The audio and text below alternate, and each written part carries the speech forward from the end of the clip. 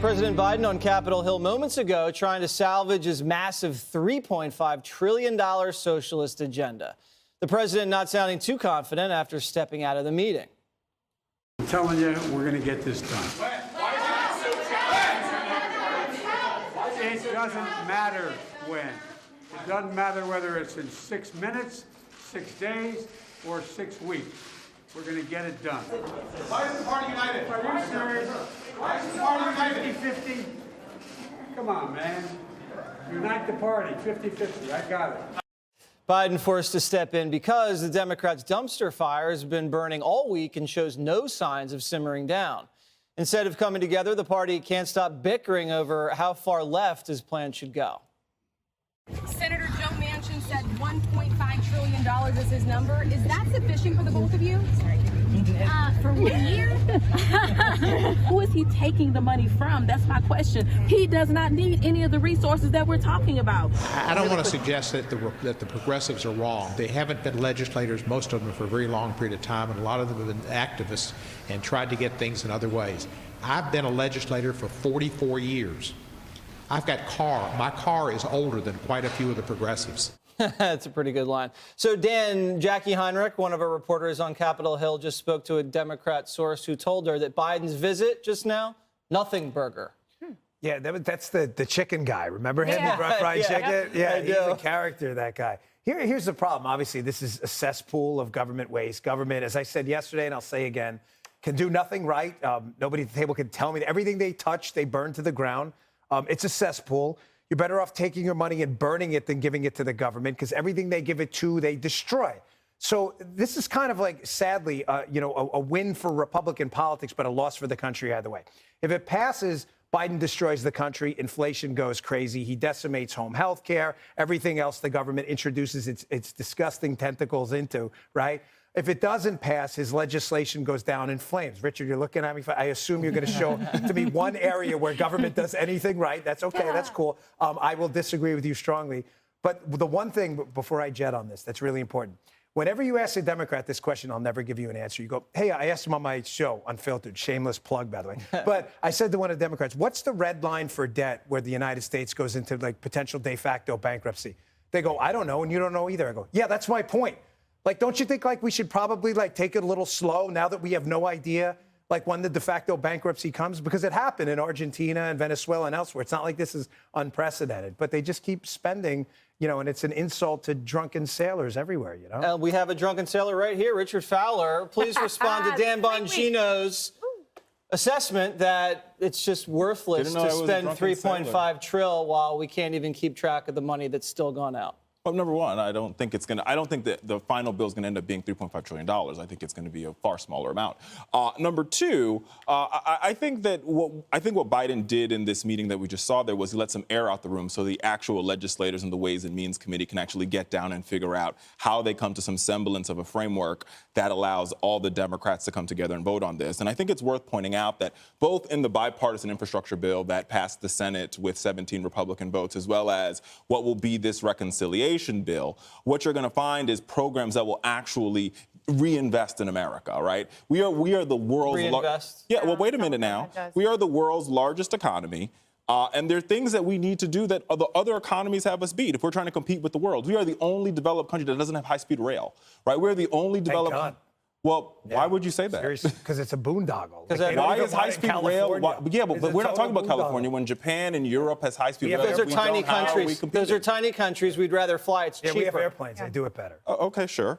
We also have crumbling. We also have crumbling bridges. We have airports that are outdated and falling apart. We can go on and on and talk about all the things that we can invest in. We can fix the bridge for less than $3.5 trillion. Yeah, but there's multiple bridges in 50 states. Okay, well, we can do it for less than $3.5 trillion. Well, but the transportation is only $1.5 trillion, to be fair. Okay.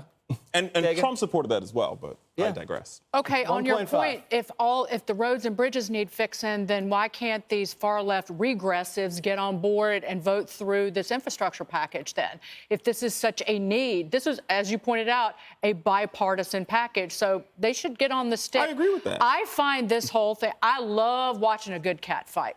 Kennedy knows that. But this is like watching some chicks pulling each other's hair out in the parking lot while the gas and sip's getting robbed at gunpoint behind you. Oh, and the entire neighborhood's getting robbed. Really, the entire country. That's what this looks like. Nancy Pelosi is most concerned with how this is going to look a few weeks from now, keeping the House in session overnight. So today's still Thursday in case they vote on the infrastructure, or Saturday is going to be Thursday. In the meantime, how about this never happens? That's the win. This country does not need any of this Build Back Better reconciliation spending at all. People are talking about $1.5 trillion from Joe Manchin in his letter that he sent over the summer is some paltry amount. Brian Riedel at the Manhattan Institute went through the numbers based on everything that Joe Manchin has voted for this year. It's actually $5 trillion in spending. $1.5 trillion was the last tax cuts that we passed. And if you go through Joe Biden's idea that the left hates so much, it's raising corporate taxes, raising the top rate back to about 40%, raising capital gains tax rates. And that destroys the economy. It doesn't help it grow. It hurts small businesses that are struggling mightily to recover from the pandemic. Just one more thing. Bernie Sanders in that tweet, 2 senators cannot be allowed to defeat what 48 senators and 210 House members want. It's 52, comrade, not 2. It's 52 senators versus 48. A fundamental misunderstanding from Sanders of civics and math. That's who wants to spend your money, Dan. And Bernie made Pelosi look pretty dumb yesterday, basically pulled the rug out from her. She said they were going to have a vote. They didn't have it because Bernie told the far left squad, don't do it. Absolutely not. Do not vote for this. Infrastructure has to be tied to the $3.5 trillion, which is a starting number. That's the floor. That's not the ceiling. Joe Manchin didn't build this house. Can you do the rest of the show like that, please? Yeah, that's because I know it's a big turn on for a lot of people. Richard, the thing I take issue with is this idea, this obsession with things like high-speed rail because other countries have it. You know what other countries have? They have unfunded debt that they can't pay off. And then they enter into areas of austerity where they have to cut social spending, and it ends up hurting the people that they claim they're going to help. And to Dagan's point, when you raise the corporate tax rate, when you raise the tax rate for the top income earners, you disincentivize economic growth. And when you do that, you have less capital. That means fewer businesses can invest in the economy, and that means fewer people are going to get jobs. So when you contract the economy by overspending with no way of paying for it, you know who gets hurt the most? The people you purportedly are trying to help with massive pieces of social legislation like this. And this is a bill, this legislation, it's a series of programs that can never be unwrung. So if we enter into another pandemic or a war, or if there's an act of terrorism that we can't respond to because we don't have any more economic flexibility, what are the progressives going to do about that? Well, I think it's worth pointing out that earlier this week. Do you want to build high-speed rail like China with slave labor? I'm going to respond to that. In their concentration camps allow me to and respond. build high-speed Allow rail? me to respond. So earlier this week, Jerome Powell, the Federal Chairman of Reserve, sat down with other chairman reserves from around Europe, and they were talking about inflation. What he said very clearly is the reason why the world is in inflation is because we have a supply chain problem. Part of that supply chain problem has to do with bottlenecks at many of our ports in the United States. This transportation bill, the $1.5 trillion, will send well-needed money to update ports, including the ports in Long Beach, the ports in Miami, the ports in Virginia Beach, the ports right here in New York City.